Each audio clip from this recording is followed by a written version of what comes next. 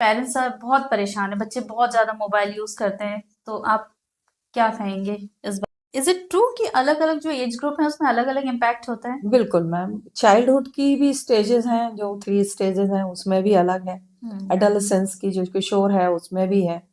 क्या बहुत कॉमन मतलब रीज़न्स हैं कि बच्चे बहुत अट्रैक्ट हो रहे हैं मोबाइल क्या के है कि लिए? हर एज का स्टेज हाँ। का जो है वो अलग-अलग Welcome to the Smart Kids podcast. I'm your host Sangeeta Raghuvanshi, and today we are going to discuss a very important topic that every parents is facing nowadays.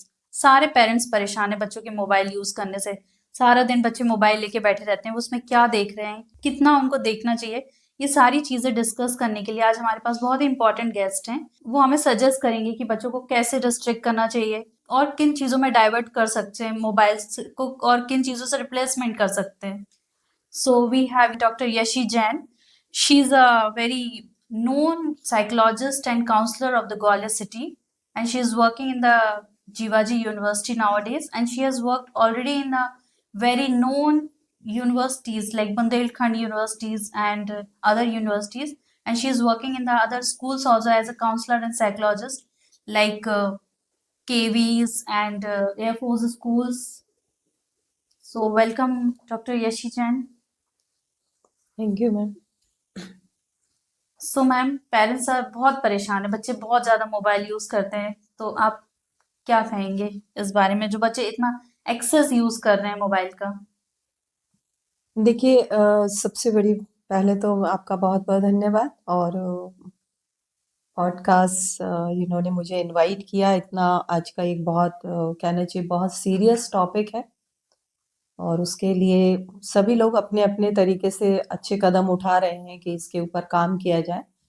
तो मैं सबसे पहले वेलकम करूँगी आपकी संस्था का जिन्होंने ये पहल की है और इस ज़रिए हमको इस फील्ड से जोड़ा है कि हम डायरेक्टली पेरेंट्स से अपनी बात को कह सकें।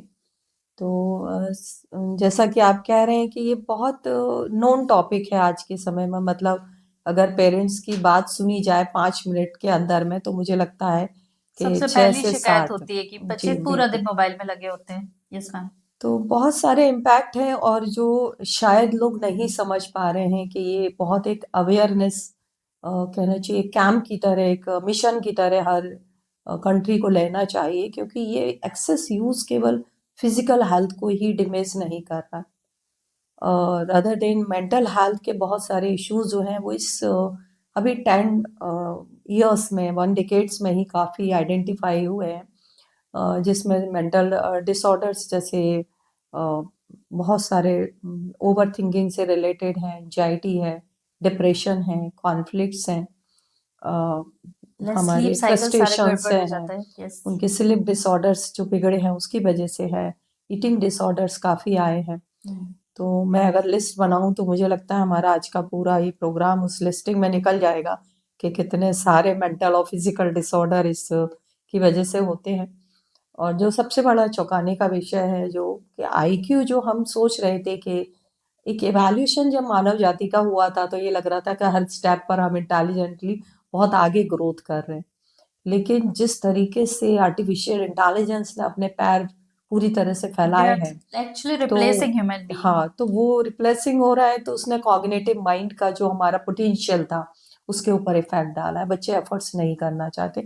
आप जो स्कूल में टीचर्स हैं वो जानते होंगे कि मामूली से कैलकुलेशंस भी बच्चे नहीं कर नहीं कर पाते। पा रहे, जो कि पहले बहुत आसानी से लोग कर लेते सिंपल थे। स्पेलिंग, सिंपल वर्ड मीनिंग के लिए दे आर नहीं, searching for the Google only. बिल्कुल। तो उनको ये कंफर्ट जोन मिल गया है कि जहाँ पर वो अपना एग्जिस्टेंस भी बना के रख पाएंगे और उनका काम भी हो जाएगा। एक्चुअली। तो सबसे ज्यादा अटैक पड़ा है कि कॉग्निशन, अगर जैसे बोला जाता है कि आयरन में कि अगर उसका यूज नहीं किया जाए तो उस पर रस लग जाती है, वो जंग खा जाता है। तो अगर दिमागों का इस्तेमाल नहीं होगा तो धीरे धीरे वो जंग खाने जैसी स्थितियों में हो जाएंगे, और आईक्यू पर बहुत ज्यादा ट्रेजिक इफेक्ट इसका आ रहा है, जो कि एक नई, जो हमारा एक मिशन था कि हम एक नई दुनिया खड़ी कर पाएंगे एक नए तरीके की, शायद उस पर सबसे बड़ा कुठाराघात हुआ है।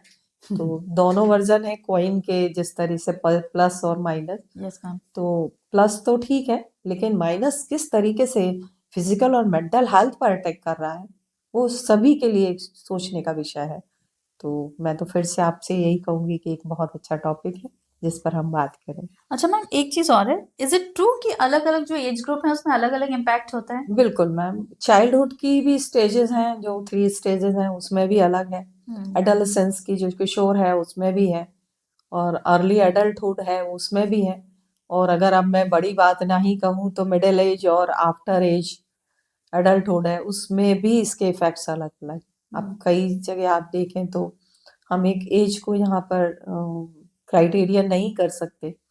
चाइल्डहुड में जो बहुत ज्यादा जो क्राइटेरिया दिख रहा है कि बच्चे इंगेज हैं ज्यादातर इसमें, मोबाइल में गेम्स अट्रैक्टिव है, वो सब चीजें जो उसको चाहिए, उसकी एज के अकॉर्डिंग चाहिए, वो सारा कुछ है वहाँ।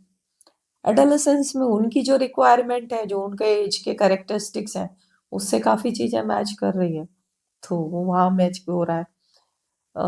मिडिल एज के लोग जिनको लग रहा है कि कुछ घर की रिस्पॉन्सिबिलिटी अब कम हो गई है, तो उन्हें लग रहा है कि उनका जो पीछा टाइम था वो बहुत अच्छा नहीं गया, लेकिन अब मोबाइल की दुनिया के संग सोशल मीडिया को विजिट करते हुए उनका काफी अच्छा गुजर रहा है। तो हर एज के इफेक्ट्स हैं, अलग अलग तरीके से लोग इसको देख रहे हैं। तो निसंदेह रूप से कि ये सभी एज ग्रुप पर अपने अपने इफेक्ट जो है वो काफी गहराई से डाल रहा है, जो मैं फिर से जोड़ूंगी कि मेंटल हेल्थ बहुत इश्यूज क्रिएट हो रहे हैं।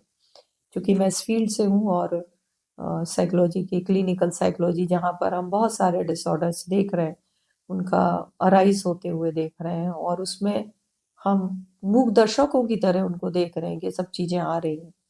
फिर भी सोसाइटी अगर नहीं सोचेगी और पहल नहीं करेगी, तो जैसे हम अपने बच्चों के लिए एक अच्छी प्रॉपर्टी या कुछ छोड़ के जाना चाहते हैं, हर पेरेंट्स, सब लेकिन एक वर्थलेस होगा। अच्छी मेंटल हेल्थ छोड़ के जाना, ये हमारा मिशन होना चाहिए कि ये ही जरूरी है।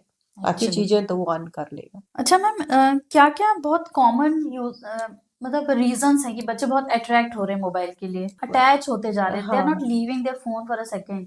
तो जैसे मैंने एक अभी इससे पहले बताया कि हर एज का स्टेज का जो है वो अलग अलग मटेरियल उसमें रिक्वायरमेंट है। स्टफ है। एक्चुअली चाइल्डहुड का जो है उसमें उनका जो स्क्रीन है उसको जो दिख रहा है वो अट्रैक्टिव है।